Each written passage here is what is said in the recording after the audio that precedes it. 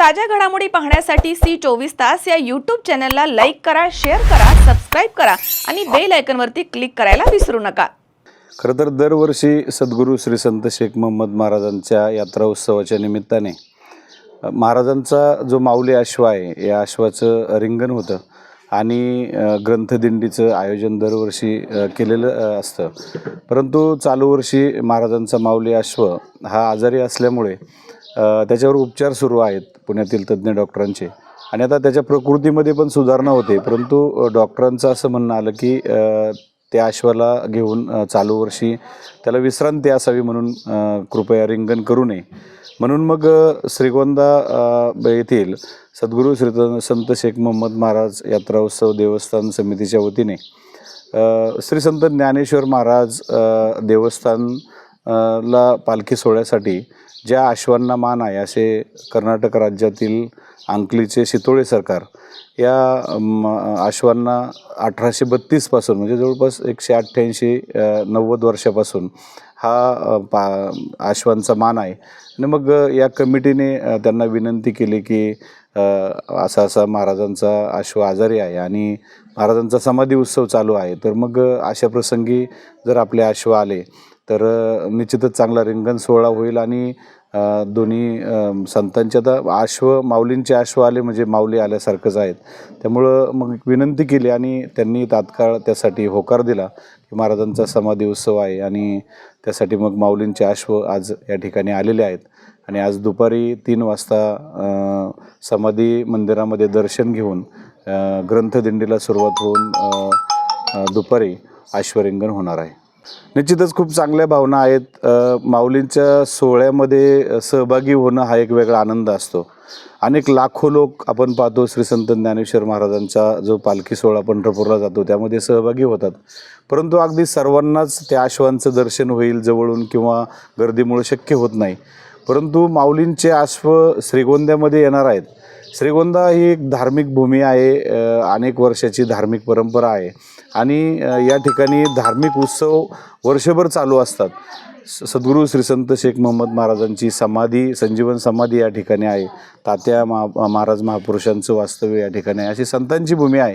त्यामुळं येथे वर्षभर जवळपास धार्मिक कार्यक्रम सुरू असतात आणि अशा प्रसंगी माऊलींचे अश्व येणार म्हटल्यावर श्रीगोंदेकरांना एवढा आनंद झाला की खरं तर ह्या सर्व गोष्टी महम्मद महाराज एक महान सिद्ध पुरुष संत होते, त्यांची संजीवन समाधी आहे, सपत्नीक समाधी आहे आणि त्या समाधीची ऊर्जा आपणही अनेक वेळा अनुभवली आहे की शेवटी यात्रा कमिटी जरी नियोजनासाठी काम करत असली तरी त्यांनाही असंच वाटतं की हे सर्व महाराजच करतात।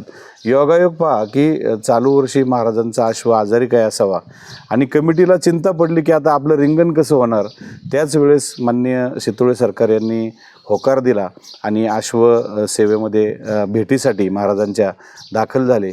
महाराजांच्या अश्वाचं नावसुद्धा माऊली आहे आणि माऊलींचेच अश्व त्या दर्शनासाठी किंवा भेटीसाठी यावेत हा म्हणजे ही एक काही सामान्य गोष्ट नाही, एक असामान्य गोष्ट आहे आणि त्यामुळे श्रीगोंदेकरांमध्ये प्रचंड उत्साह आहे आणि दुपारी आता आपल्याला तो उत्साह सर्वजण सर्व वारकरी टाळ मृदंगाच्या साथघोषामध्ये यामध्ये सहभागी होणार आहेत। संतश्रेष्ठ ज्ञानेश्वर महाराज पालखी सोहळ्यातील श्रीमंत शितोळे सरकार अंकलीकर यांचे हे 2 मानाचे अश्व असतात।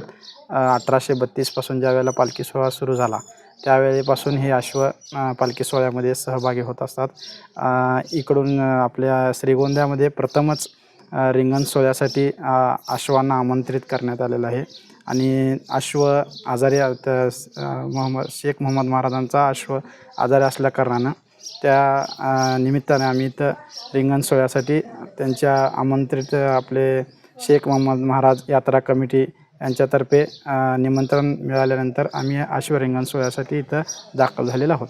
अश्व आता तुम्ही बघितलं असेल रिंगण सोहळा एक अश्वावर स्वार असते आणि एका अश्वावर माऊली स्थानापन्न झालेलं असतात असं वारकऱ्यांची श्रद्धा असते, भावना असते आणि रिंगणमध्ये अश्व एक फोडा सोडला जातो आणि एक रिकामा अश्व त्याच्या पूर्ण आपल्या तुमची पालखीला किंवा काय असेल उत्सव मूर्तीला प्रदक्षिणा घालून ते अश्व रिंगण पूर्ण करतात। संत शेख महम्मद महाराजांच्या संजीवनी समाधी सोहळ्याच्या निमित्ताने अखंड हरिनाम सप्ताह या ठिकाणी सुरू आहे. त्या माध्यमातून त्या अखंड हरिनाम सप्ताहाच्या दरम्यानच श्रीगोंदा शहरामध्ये एक दिंडी सोहळा आणि रिंगण सोहळाचं आयोजन करण्यात येत असतं. मात्र यावेळेस संत शेख मोहम्मद महाराज यांचे जे आश्व आहे माऊली, या आश्वाचा आजारी असल्या कारणाने नक्की हा रिंगण सोहळा आणि दिंडी सोहळा कसा होणार यामुळे भाविक भक्त अतिशय चिंतित दिसत होते.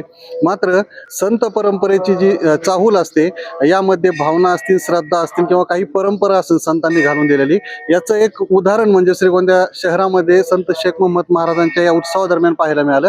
याचं कारण असं की ज्ञानेश्वर महाराज यांचे जे आश्व आहे ते आश्व आज श्रीगोंद्यातील या ठिकाणी येत इथला जो रिंगण सोहळा आणि दिंडी सोहळा आहे हे संपन्न करणार आहेत. नक्कीच ही श्रीगोंदेकरांसाठी एक भक्तिमय आणि मोठी गोष्ट मानली जाते, जेणेकरून संत ज्ञानेश्वर महाराजांचे जे आश्व आहे ते या ठिकाणी येत आज मोहम्मद महाराजांच्या आश्वाच्या ऐवजी रिंगण सोहळा ते पार पाडणार आहेत. यातूनच श्रीगोंदेकरांचा जो श्रद्धेवरचा विश्वास आहे हा नक्कीच दृढ होणार आहे. सुहास कुलकर्णी, सी 24 श्रीगोंदा, अहिल्यानगर.